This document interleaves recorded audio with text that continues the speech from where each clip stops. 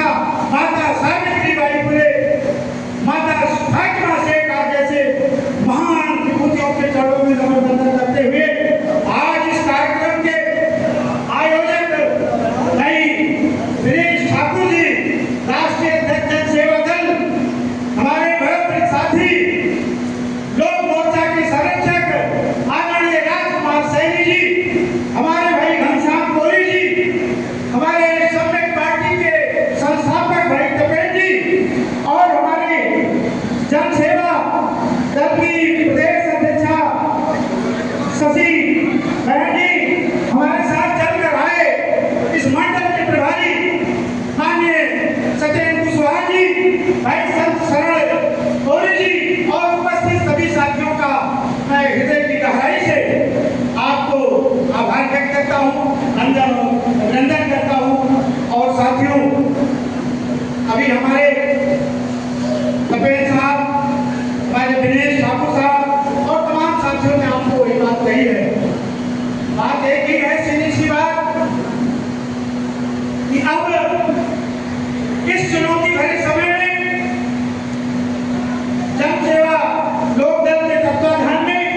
लोक मोर्चा के घटक दलों ने जो संकल्प लिया है, इस प्रदेश में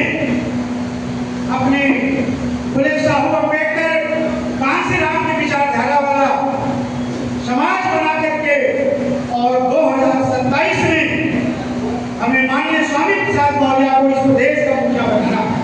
क्योंकि पूरे देश में, पूरे राष्ट्र में आज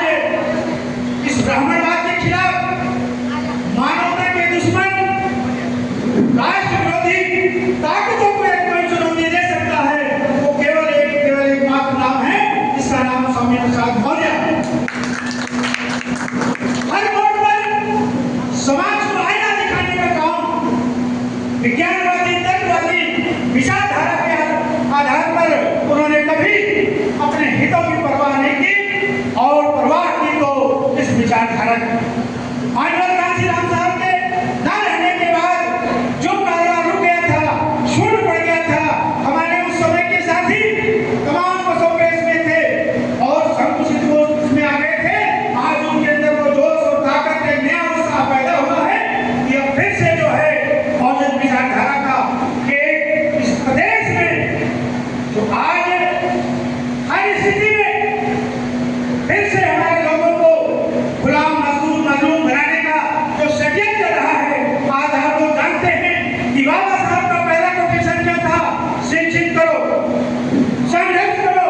संगठित हो। तो आज शिक्षा से महरूम करने के लिए उत्तर प्रदेश सरकार ने 27,762 विद्यालयों को बंद करने का काम किया। माननीय स्वामी प्रसाद मौर्य जी ने उसको हमारे संविधान सम्मान होकर नीति के माध्यम से जो शर्तों पर आवाज बुलंद कर रहे थे, वो कहते थे ये सरकार ग्रामीण शिक्षा को शुरू करना चाहती है, न रहेगी बांस न बजेगी बांसुरी, यदि लोग पढ़ेंगे नहीं तो लोग नौकरी नहीं मांगेंगे, आरक्षण भी नहीं देना पड़ेगा।